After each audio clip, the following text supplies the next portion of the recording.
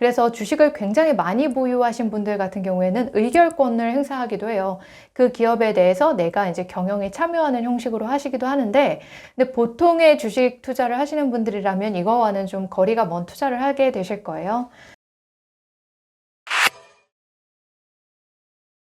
반갑습니다. 한주주입니다. 오늘은 주식과 채권의 차이점에 대해서 이야기 드려보겠습니다. 투자자들이 투자를 하는 방법은 크게 두 가지가 있는데, 하나는 주식을 사는 거고요. 그리고 다른 하나는 또 채권을 사는 겁니다. 주식은 이렇게 기업이 발행을 하는 거고요. 그게 이제 가격이 날마다 바뀌죠. 그리고 이렇게 날마다 바뀌는 그 주식을 우리는 증권거래소에서 거래를 할 수가 있습니다. 그리고 채권은 기업의 입장에서 보면 이거는 돈을 빌려오는 거예요. 그러니까 채권을 산 사람들은 자신의 돈을 기업에 빌려주는 겁니다. 그래서 그렇게 돈을 빌려간 기업들은 채권자들, 그러니까 투자자들한테 일정 부분의 그 이자를 줘야겠죠. 그래서 매 기수, 정해진 기수의 이자를 주도록 되어 있고요. 그리고 마지막 그 만기가 됐을 때는 원금을 상환하는 거를 그렇게 딱 규정으로 두고 있습니다. 그래서 채권자들은 그 자신이 투자한 원금에 대해서 이자를 받는 형식으로, 그리고 나중에 그 원금을 돌려받는 형식으로 그렇게 투자를 하게 되는 겁니다. 근데 이게 채권은 주식보다 좀 안정적인 성향이 있기는 한데, 그래도 이 채권을 발행한 회사가 부도가 난다라고 하면 예외가 될 수 있겠죠. 내가 돈을 빌려줬는데 그 돈을 빌려준 사람이 망했어. 약간 그렇게 된다라고 하면 내가 돈을 받을 수 없는 그런 상황에 이를 수도 있습니다. 그리고 이런 채권은요, 기업이 발행할 뿐만 아니라 정부에서도 발행하기도 해요. 기업에서는 뭐 주식도 발행하고 채권도 발행하지만 정부에서 뭐 주식을 발행하진 않잖아요. 그렇게 보면은 이제 국가가 발행하는 그런 채권을 구입도 할 수가 있는 거겠죠. 이렇게 좀 주식과 채권은 이렇게 차이가 있습니다. 그러면 투자자들은 이 주식과 채권 중 어떤 경로를 선택하는지에 따라서 그 투자자의 권리와 그리고 리스크, 수익의 정도가 다 달라지게 됩니다. 그래서 오늘은 이 차이점이 어떤 게 있는지 좀 구체적으로 짚어드리고 투자하실 때 유의해야 될 점까지 말씀드리도록 할게요. 자, 먼저 주식 투자에 있어서 주주의 권리를 한번 먼저 살펴보도록 하겠습니다. 주주의 권리라고 하는 거는 먼저 내가 주식을 사면 그 주식에 대한 지분을 보유를 하는 거가 되겠죠. 그래서 주식을 굉장히 많이 보유하신 분들 같은 경우에는 의결권을 행사하기도 해요. 그 기업에 대해서 내가 이제 경영에 참여하는 형식으로 하시기도 하는데, 근데 보통의 주식 투자를 하시는 분들이라면 이거와는 좀 거리가 먼 투자를 하게 되실 거예요. 네, 근데 이제 주주로서의 그럼 장점과 단점을 잘 알아둬야겠죠. 주주로서의 장점은 내가 기업이 성장하고 그런 거에 따라서 주식 가치가 올라가는 거에 대해서 시세 차익을 누릴 수 있다는 장점이 있어요. 물론 그 주식의 가격이 반드시 오르리라는 보장은 없고요. 떨어질 수도 있고 폭락할 수도 있고 뭐 완전히 시장에서 상장 폐지가 될 수도 있습니다. 이런 리스크가 있기는 한데, 그래도 이제 좋은 기업을 선택한다면 그 리스크를 좀 줄일 수가 있겠죠. 그리고 또 투자자가 누릴 수 있는 권리 중에 하나, 가장 큰 것 중에 하나가 또 배당이 있는데, 이 배당이 기업이 뭐 의무적으로 지급을 해야 되고 그런 건 아닙니다. 하지만 좀 주주를 잘 붙잡아 놓으려는 목적에서 이 배당을 지급하기도 하고, 주주한테는 이 시세 차익 배당이 누릴 수 있는 가장 큰 부분 중에 하나입니다. 근데 이제 주주가 됐을 때 단점은요, 내가 이 주식을 산다는 거는 그 주식에 대해서 사실상 아무런 경제적인 보상도 받지 못할 가능성이 있다는 거를 알고 계셔야 돼요. 그러니까 이 기업이 망했을 때 내가 받을 수 있는 거는 아무것도 없을 수 있다는 건데, 그게 왜냐면 이 주식은 내가 주주로서 지분을 산 거잖아요. 그래서 우선 변제권이 없습니다. 이 기업이 망했을 때 그 기업이 망한 거 자산 다 청산하고 빚도 다 갚고 그 다음에 가장 후순위로 내가 보상을 받게 되는 거예요. 그러니까 이제 좀 최악의 사태가 발생했을 때, 뭐 부도가 났다거나 파산이 났을 때 이 주주로서의 모든 권리를 포기해야 되고 내 자산을 잃게 될 우려가 있다는 거겠죠. 그래서 그거를 꼭 기억을 하셔야 됩니다. 이런 최악의 시나리오도 살다 보면 있을 수 있겠죠. 반면에 채권의 경우에는 이 주주의 권리보다는 조금 더 안정성이 보호되는 측면이 있습니다. 왜냐하면 이 돈을 빌려준 사람이 이제 채권자로 분류가 되기 때문에, 아무리 이 회사가 망한다고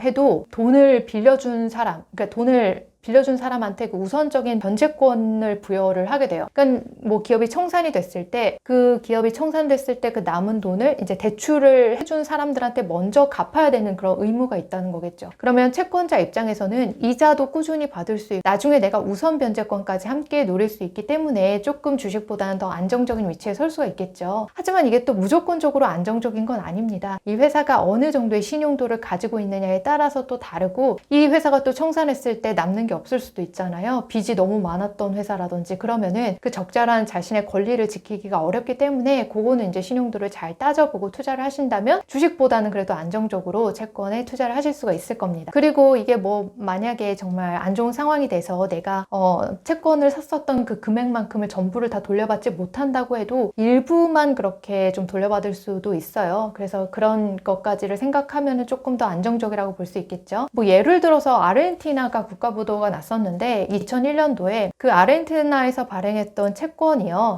그 채권에 투자했던 사람들도 있을 거잖아요. 그 사람들이 좀 많이 고생을 했기는 하지만 그래도 어느 정도는 돈을 돌려받았다고 합니다. 이처럼 좀 신용도를 잘 좀 체크를 해서 채권에 투자를 하신다면 그래도 어느 정도는 좀 돈을 돌려받을 수 있는데 뭐 아르헨티나 같은 경우에는 좀 정크본드 수준에 가깝기 때문에 이런 거는 위험한 투자라고 볼 수가 있겠죠. 그리고 이제 투자의 리스크에 대해서 생각을 해 보셔야 될 거예요. 우리가 뭐 투자에 있어서 가장 많이 언급하는 게 바로 하이 리스크, 하이 리턴이잖아요. 그게 이 주식과 채권 투자에 있어서도 통용이 됩니다. 주식은 채권보다 리스크가 더 높아요. 그래서 그 리스크가 더 높은 만큼 수익을 낼 수 있는 가능성도 조금 더 높을 수는 있겠죠. 물론 하락할 가능성도 더 높겠지만요. 근데 뭐 주식보다 채권이 비교적 안정적이라고는 하지만 앞서 제가 말씀드렸었던 그 아르헨티나 채권처럼 발행 주체에 따라서 이 채권도 주식만큼이나 변동성이나 위험이 높은 자산이 될 수 있습니다. 그리고 그런 좀 위험성이 높은 채권을 우리는 흔히 하이힐드 채권이나 뭐 정크본드라는 말로 부르기도 하는데요.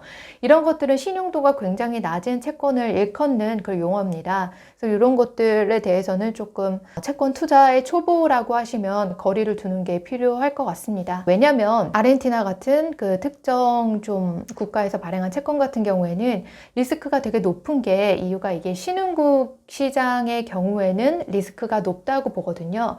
왜냐하면 이런 국가는 조금 정치적인 이슈도 많고요. 또 사회 내부적으로 외부적으로 굉장히 혼란스럽습니다. 그래서 이렇게 좀 혼란이 많은 나라 같은 경우에는 부도 날 수 있는 우려가 크기 때문에 이 내 자산에 대한 불확실성이 높아져요. 자, 이렇게 불확실성이 높아지면 어때요? 이자를 굉장히 높게 주겠죠. 근데 이자가 20%다, 30%다 라고 해서 신나서 그 채권을 사면 안 된다는 거죠. 반드시 이 하이힐드 채권, 정크본드 같은 경우에는 그 위험성을 감안을 하셔서 좀 안전판을 가지고 들어가시는 게 좋습니다. 초보자들은 접근하지 않는 편이 좋겠죠. 그리고 이 주식과 채권을요, 이렇게 포트폴리오에 넣어서 이렇게 적절하게 비율적으로 관리를 하시는 분들도 있어요.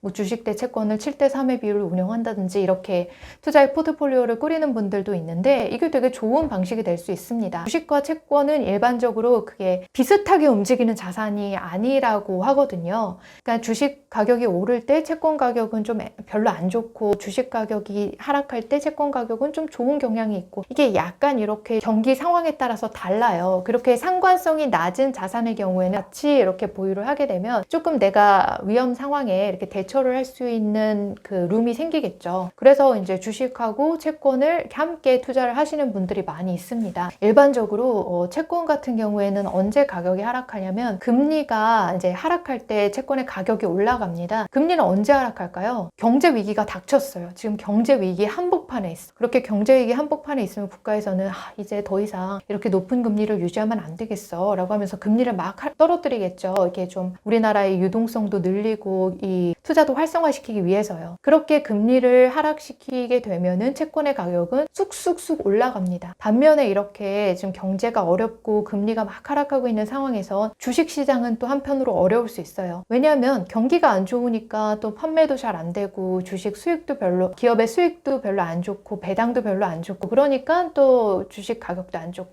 이런 식으로 경기가 어려운 상황에는 주식 가격은 안 좋겠죠. 그렇게 주식 가격은 안 좋고 채권 가격이 좋아진다라고 하면 투자자 입장에서는 어느 정도 내 자산에 전반적인 균형을 맞출 수가 있을 거예요. 근데 물론 반드시 그런 건 아닙니다. 지금 같은 경우가 조금 예외일 수 있는데 미래에 경기 침체가 올 수도 있다라고 하는 그런 위기가 올 것 같은 분위기가 확 느껴지는 때는 주식 가격도 채권 가격도 둘 다 하락합니다. 그래서 지금 같은 이런 예외의 상황을 제외하고는 사실 주식과 채권은 그렇게 상관관계가 높지 않아서 좀 어느 정도 서로가 서로를 보완해 줄 수 있는 그런 관계가 있다고 알고 계시면 좋습니다. 자, 주식이든 채권이든 투자를 하시겠다고 결심을 하셨다면 그 각각이 가지는 리스크에 대해서 어느 정도 좀 고민을 해 보셔야겠죠. 그런 것들이 좀 선행적으로 내가 리스크를 이해하지 못한다라고 하면은 그거는 오히려 투자를 좀 미루는 편이 나을 수도 있을 것 같습니다. 주식의 경우에는 사실상 손해가 발생했을 때 내가 모든 것들을 다 잃어버릴 수 있는 그 우려까지를 리스크로 생각을 하셔야 될 거고요. 그리고 채권은 발행처에 따라서 그 신용도에 따라서 이 내가 상환받을 수 있는 그 가능성이 또 달라지기 때문에 그런 신용도를 되게 중요하게 보셔야 될 것 같습니다. 채권 투자하시는 분들은 아무래도 이자를 얼마나 주는지 그거를 가장 좀 중점적으로 보실 텐데 그것과 더불어 이 기업의 신용도 좀 중요하게 보시면 좋겠어요. 보통은 AA 등급 정도 또는 그 이상이 돼야지 안전한 채권으로서 여러분들이 안전판을 가지고 투자를 할 수 있기 때문에 그런 것들을 감안하셔서 투자하시기 바랍니다. 네, 오늘은 여기까지예요. 주주님들 편안한 밤 되세요.